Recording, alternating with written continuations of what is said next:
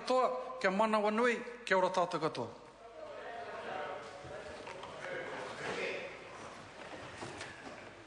I call the Honourable Member Ian McKelvey. Thank you, Mr. Chair. I take the opportunity to speak tonight in this debate with a degree of sadness that I can no longer give the bill my support, and I wish to explain why. Firstly, I do not accept that the Marriage Act as it currently stands denies anyone a human right. We all have the right to act and behave as we see fit in life. We have the right to choose our partners or our wife or our husband. We have the right to join them in legal civil union or marriage as appropriate. The Act as it stands certainly denies many people the right to marry, and so it should. There are other positions, roles and opportunities that cannot be taken, used or filled by us in life, and that's how it will always be. We have the right to respect for our differences, respect for our opinions. One of the greatest attributes a human can have is the ability to tolerate difference, to accept others for what they are or believe, and to give them the opportunity to thrive and lead a positive, fruitful life.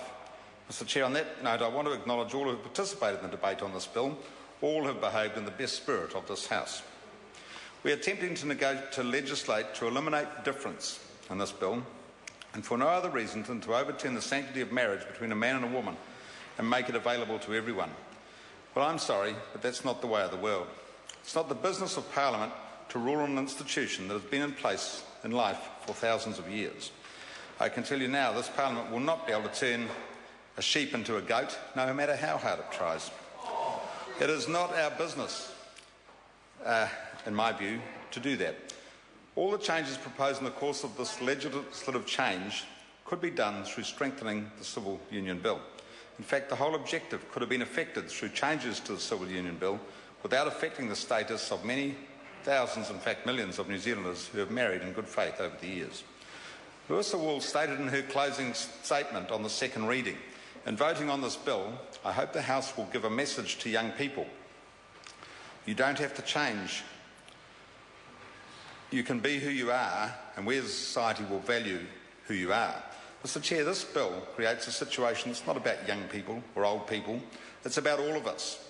It's about finding a way for us to live in harmony.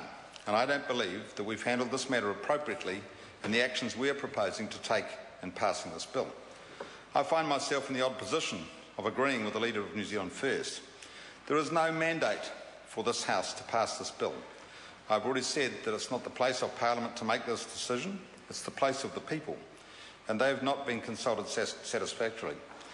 Mr. Chair, I'm not a great supporter of referenda, but in this case I need to be, and so as a consequence will be supporting the bill. I would also like to state, Mr. Chair, I voted for this bill in the first reading, and I voted for it because I genuinely believed we needed to find a solution to this issue. I still believe that. I can't, however, accept that this bill is the best way to deal with it. Thank you, Mr. Chair. I call the Honourable Member Tim McIndoe. Thank you, Mr. Chair. Could I begin by